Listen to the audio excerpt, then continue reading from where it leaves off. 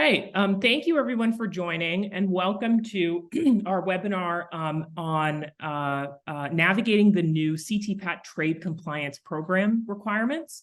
My name is Marissa Brock. I am the Senior Director of Policy and Government Affairs for Sourcemap. I'm joined here with Vennie Amakaye, a partner at Fox Rothschild LLP. And we're here to talk about the voluntary CTPAT Trade Compliance Program requirements that go into effect on August 1st of this year. While CTPAT has been around since 2001, following the passing of the UFLPA and U.S. Customs and Border Protection's focus on forced labor in supply chains, the CTPAT program has expanded to include additional requirements for membership, which include things like risk-based mapping, which we'll talk about a little bit more throughout this webinar. We're here today to talk about those requirements, what you need to do to prepare if you are a CTPAT member, and what the implications for these expanded requirements are for supply chains. So welcome to our panelists, and let's dive right in. Vennie, wanted to tee things up here to you. Let's talk a little bit about the history of the CTPAT program. What is it? Walk us through the program and what these expanded requirements look like. Sure. Thanks, Marissa. CTPAT is, the full name of it is Customs Trade Partnership Against Terrorism. And this is a voluntary program within U.S. Customs and Border Protection that is really aimed at strengthening international supply chains and ultimately protecting U.S. national security. It was formed based on the idea that governments cannot address supply chain issues alone and really need the help of the trade and the business community in order to actually implement secure supply chains. Membership for CTPAT is voluntary, and members include really stakeholders in international supply chains. Typically, that's importers, customs brokers, manufacturers, carriers, and other similar participants. CTPAT was formed in 2001, and today it has more than 11,500 partners throughout the entire trade community, which is great. I mean, it's a very fast-growing partnership. If a company wants to join CTPAT, it has to apply to the program and to show how it meets the security requirements that CTPAT has. The specific eligibility requirements vary by industry, but really all focus on an action plan of how a company is going to optimize security through its supply chain. When an entity joins CTPAT, it essentially agrees to work with Customs and Border Protection to protect the supply chain, to identify any security gaps that it might see, and to implement certain security measures to mitigate security gaps. There's some great benefits to being a CTPAT member. If you become a member and if you're approved, then you are considered to be low risk. And this provides a number of different benefits logistically and from a supply chain perspective, like you are much less likely to be stopped or reviewed at a U.S. port of entry. There's typically shorter times at the border, and you have access to CTPAT materials and other similar logistics and information benefits. The big change, and what we're here to talk about today, is that on August 1st of 2022, CTPAT announced the addition of 6 new program requirements that are required to prevent forced labor within the supply chain. And on August 1st of 2023, in a few days, these requirements will become mandatory. Great. Thank you so much for walking us through that, Vennie. There's so much to discuss around what these requirements look like, and what impact we expect them to have Can you talk us through a little bit about which CTPAT partners do these forced labor requirements apply to? Do these apply to non-CTPAT members? How does that aspect of the program work? Sure. They apply to all current members and to all future members. So what this means is that future members will have to show compliance, but it also means that current members have to now show compliance. I mean, it's going to be mandatory for all existing members to submit proof of compliance with the new forced labor requirements by August 1st. If a company is not a member of CTPAT, it doesn't need to comply because this is a CTPAT specific requirement. However, all members, current or future, will have to comply. Thank you, Vennie. And I do believe that there is a grace period for, let's say you are a non-member and you apply and get approved, on July 30th. There is a grace period for the August 1st requirements. Yeah. So let's talk about what those requirements look like. Can you talk us through those? Sure.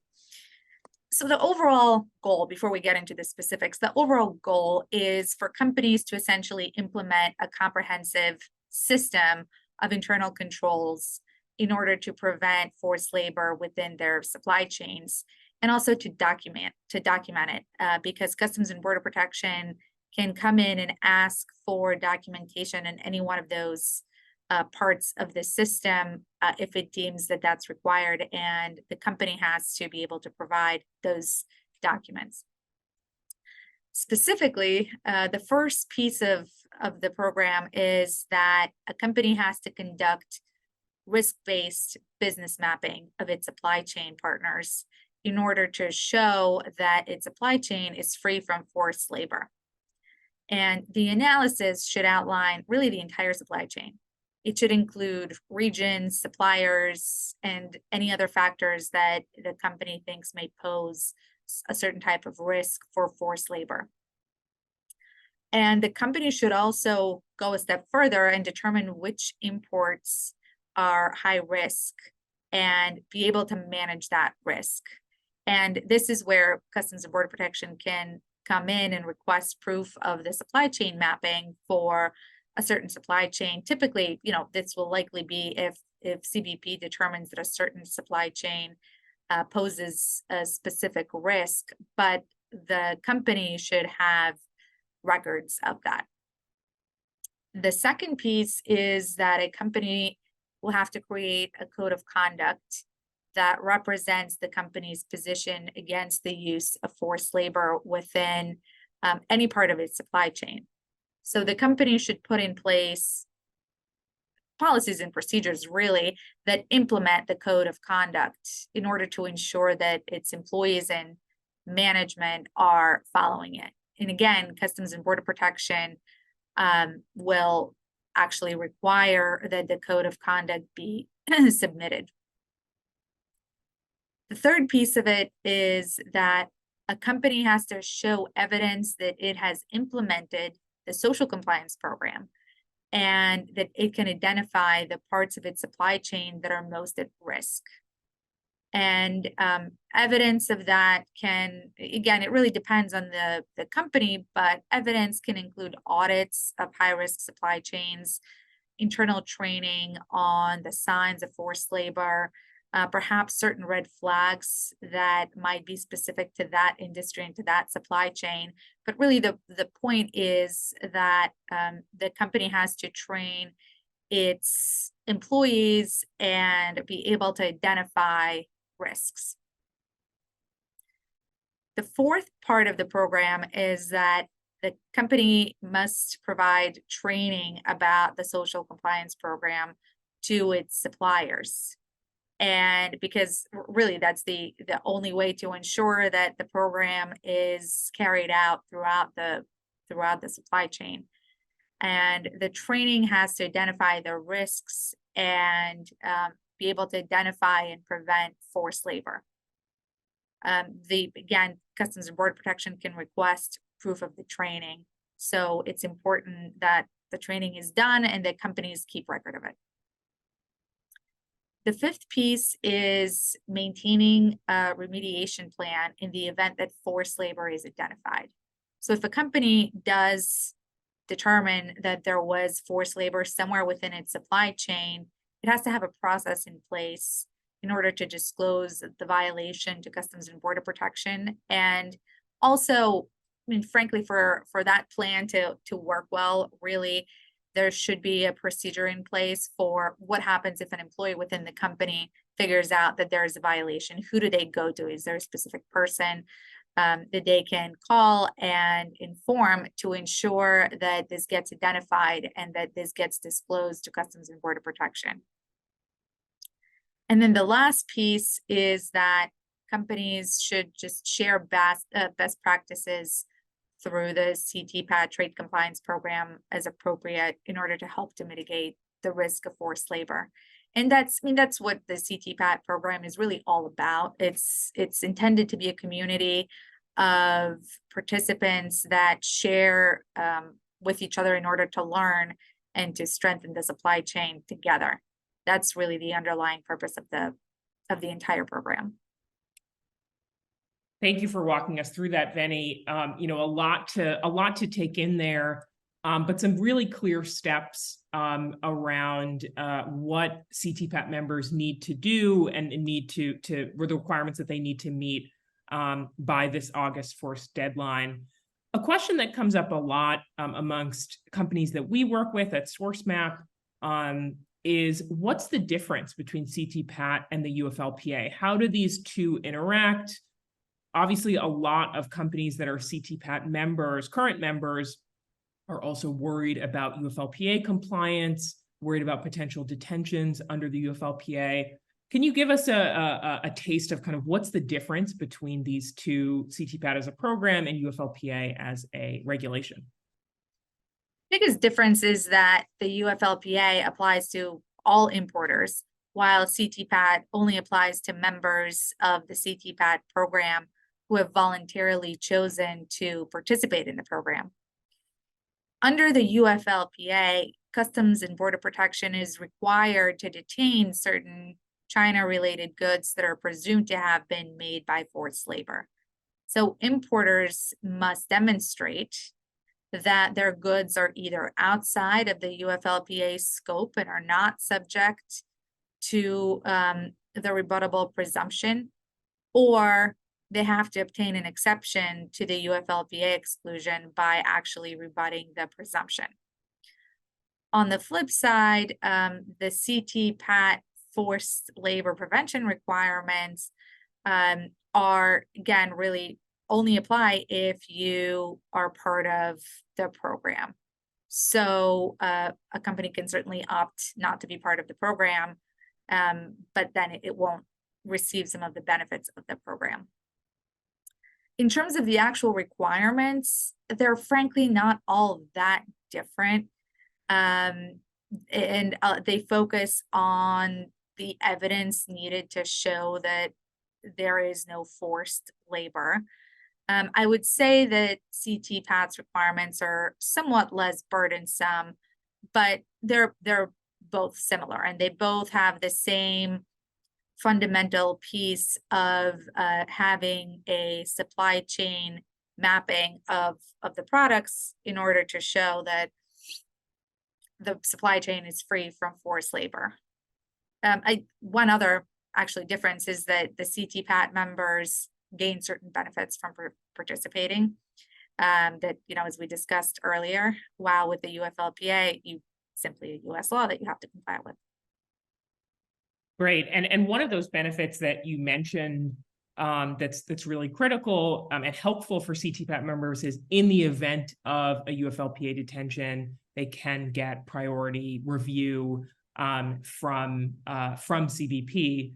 One thing that I want to make sure to note is just because you are a CTPAT member does not mean that you will never get a UFLPA detention. It does mean that your supply chain, if you're complying with the expanded forced labor requirements and conducting risk-based mapping and all of the requirements that go into effect on August 1st, your supply chain is considered low risk. However, that does not automatically mean that you will never have an import detained under the UFLPA. So still really important to understand the requirements and ensure you're compliant with both CTPAT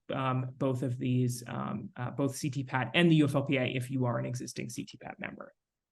Absolutely. And that's really the fundamental benefit of source mapping, is that ideally, if your mapping is done correctly and in a comprehensive fashion, you will know exactly what your supply chain is, and you will know that there's no forced labor. So your product shouldn't get detained if you've done your due diligence and if you've done it well. I mean, that's really the key piece here. But it's in the event that there's a kind of a break in that chain somewhere, then of course Customs and Border Protection can detain because they want to make sure the products comply with the regulations. Absolutely. Let's talk really briefly about this August 1st upcoming deadline. What happens if an existing CTPAT partner does not meet the trade compliance obligations by August 1st? Yeah, I mean, technically, they can be subject to suspension or removal from the program. So again, really, I think there's a bit of a misconception that current members sometimes think that they are automatically in compliance because they've met the requirements already, and they're not. They have to comply with this new set of requirements. But as you mentioned, there's a bit of a grace period, and also I suspect that the CTPAT program is not going to just go forward and suspend everybody all at once without some sort of a notice. They want to make sure that they keep the community intact. But, I certainly, for any CTPAT members out there, I certainly would wait for that. I would absolutely move forward quickly to implement the requirements. Absolutely. Well, and we've talked a lot about the requirements specifically, and obviously one of the fundamental pieces to CTPAT and also to the UFLPA is the mapping of the supply chain, because that's really the best way to ensure that it's free from forced labor. Marissa and the whole Sourcemap team, would you be able to give us some information on how your products can assist with compliance and what information you can provide? Definitely, and thank you so much, Vennie. What I'd like to do now is introduce my colleague, Ben Kelbach, who is the Director of Partnerships here at Sourcemap. He's going to walk us through what Sourcemap's approach to CTPAT compliance looks like, what are the things we're keeping in mind, and some kind of tips we've learned along the way, and best practices to ensure that your supply chain is compliant with these expanded requirements. Ben, I'll hand it over to you. Yeah, thanks, Marissa, and thank you, Vennie. And happy to be here and sort of walk through Sourcemap's approach to all of this. So let me turn on my screen. If you all can confirm you can see this okay? Yes. Perfect. So just to level set here, what Sourcemap offers holistically is enterprise supply chain due diligence and mapping technology for multiple use cases: compliance, regulatory, programmatic use cases. And we've been conducting this work for well over a decade across all industries. But what we've built out is a very specific package for CTPAT compliance that covers the updated requirements just laid out by CBP that Vennie and Marissa just touched on here. And so what I'm going to do today is walk through on the left-hand column here, the requirement itself, considerations or some details within that requirement, and then how Sourcemap solutions, no pun intended, map directly to the requirement. Look, the headline here, as we just touched on, it's risk-based mapping. Members need to conduct mapping of their supply chains end to end. And as Vennie touched on, really with a focus on segments that are considered highest risk for forced labor exposure, sort of puts the onus on the company to identify that. That is Sourcemap's bread and butter. We offer an end-to-end supply chain mapping solution that automates the discovery of sub-suppliers upstream from tier 1 to tier N, all the way to the raw material level. And we do that via a supplier disclosed data collection methodology, where suppliers are opting into the Sourcemap platform. They are onboarding into the system and then disclosing who they source from at tier 2. That same request cascades all the way upstream from tier to tier. And so it's the suppliers themselves that sort of create this, this map of the full supply chain picture. So when we're discovering hundreds, thousands of suppliers upstream, that work is not put back on the company to have to manually manage that data in spreadsheets and emails and reports. The technology does that at scale. I highlighted here, though, first-party data collection. So the expectation here is that the data collected from companies is their supply chain data. It is real data, and it is not data that is captured via simply open sources. So when we think about solutions out there on the market, there are a lot, right? There are a lot of different methodologies, many of which rely on artificial intelligence, which can be very helpful in giving a cursory look at potential risk within the supply chain. But the only way to provide proof positive of supplier compliance is through that first-party data collection methodology. And that's really what we specialize in. So the risk-based mapping piece here, this row, kind of informs the following pieces that I'll talk through.